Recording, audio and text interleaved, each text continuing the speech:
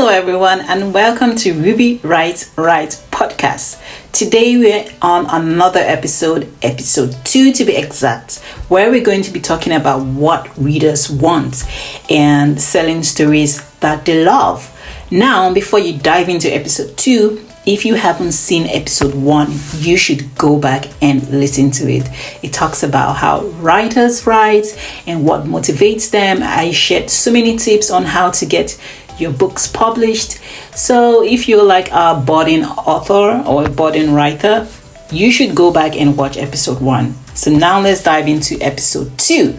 In episode 2, we're going to specifically focus on the marketing of books, and we're going to talk about what readers really want or what they want to see by authors in their books.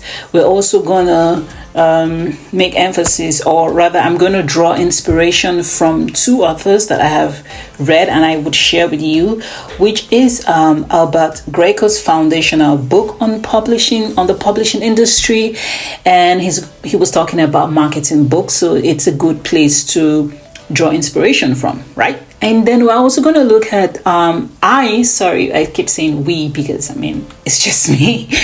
I am going to share with you on more insight from David Cole's marketing boot camp book, where he talks about different strategies on marketing your book or selling it to booksellers and so on and so forth. So let's start by recognizing the core element of book marketing, and let's understand what readers are interested in, shall we?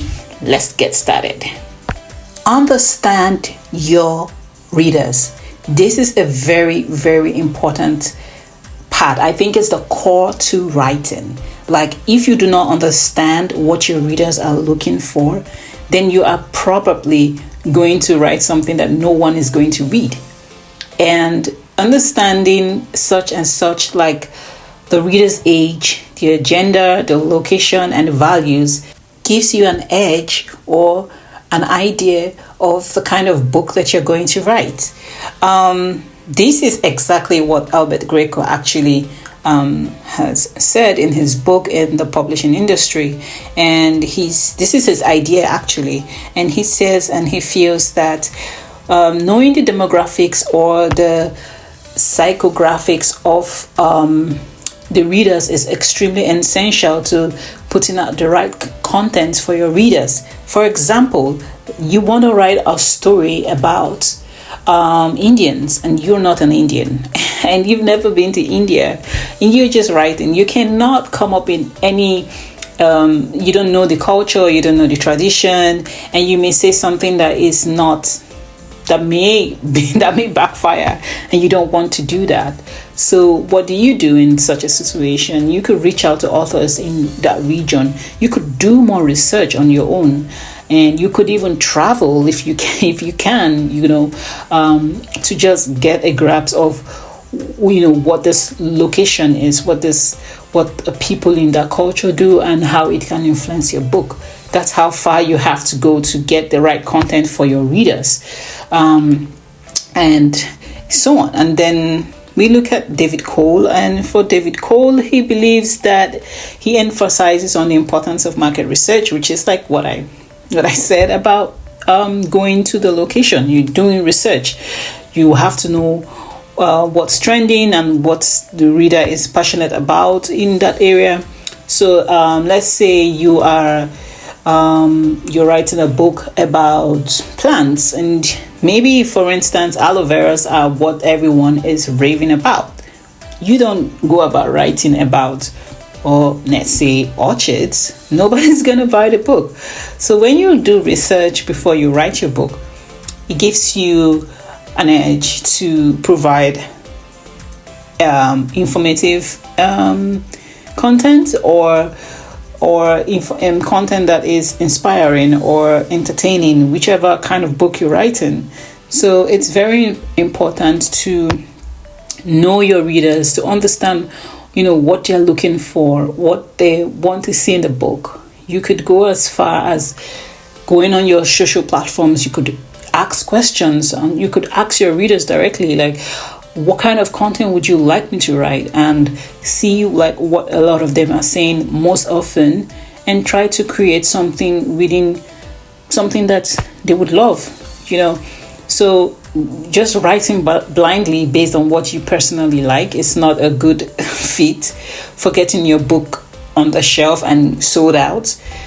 But when you write to please, because you have to write to please, you're not writing for yourself, you're writing so that other people can read your work. And when, as a writer, no one is reading your book, then I don't think that's an achievement. You want people to read your book, right? So writing exactly what people or what the readers want to see. It could even be as far as just changing the plots, or generally just trying to understand the psychology or the age group of the people you're writing for. So and now I think you get it. So let's dive into the next tip.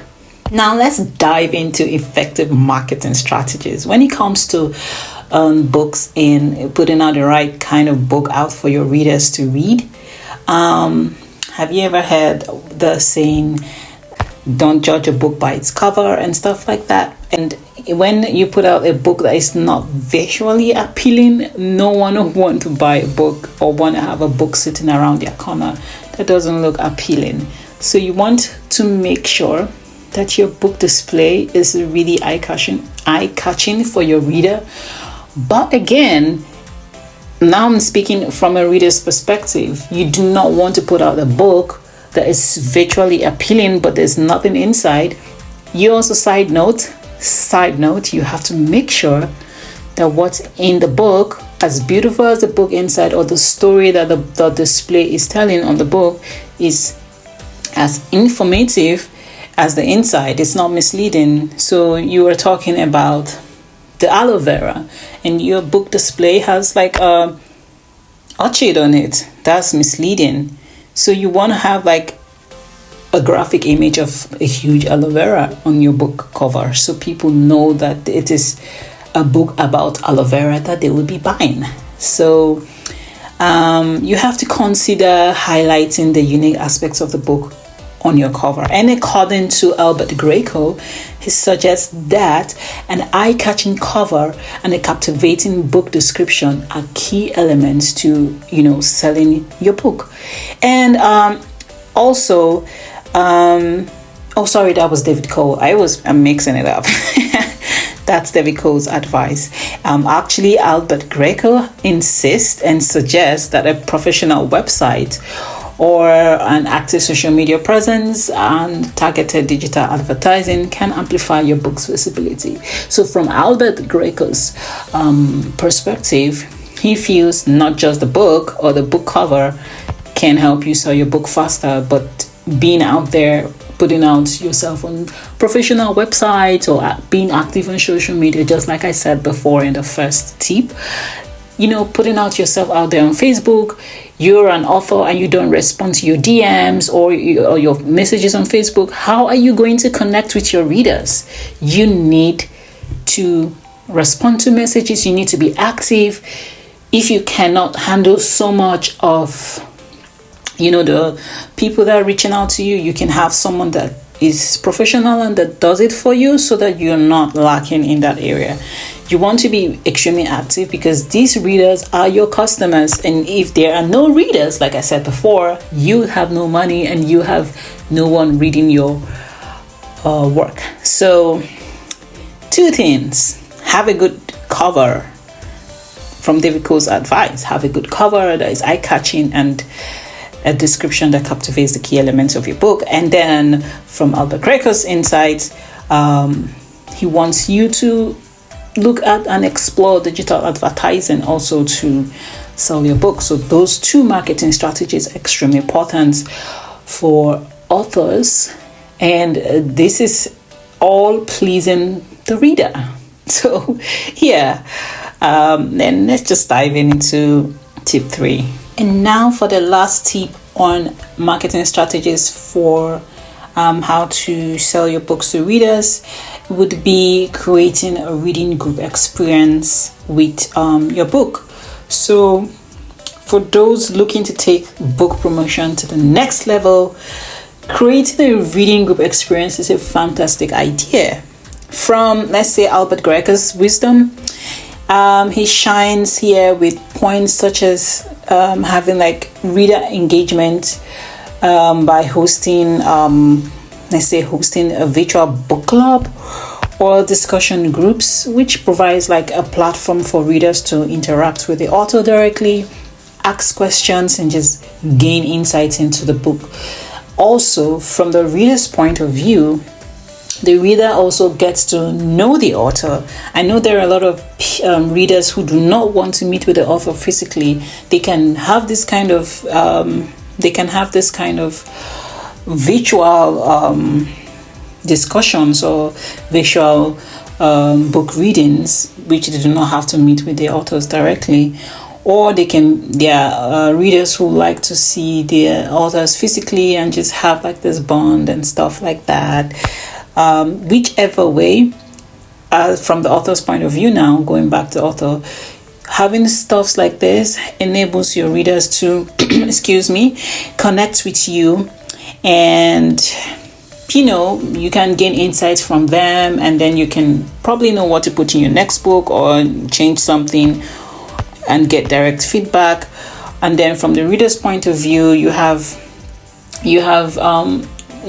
access to the author to advise them on what you would want to see in their next book, or what you think they need to change, maybe the plot or the theme or something. You could ask them direct questions, and then and that's from Albert Greco's point of view. And then from David Cole's point of view, however, he believes that we need to highlight the importance of fostering a community with our reading groups, such as readers who connect with each other. I believe are most likely to advocate for you, like for the author's book, for your book.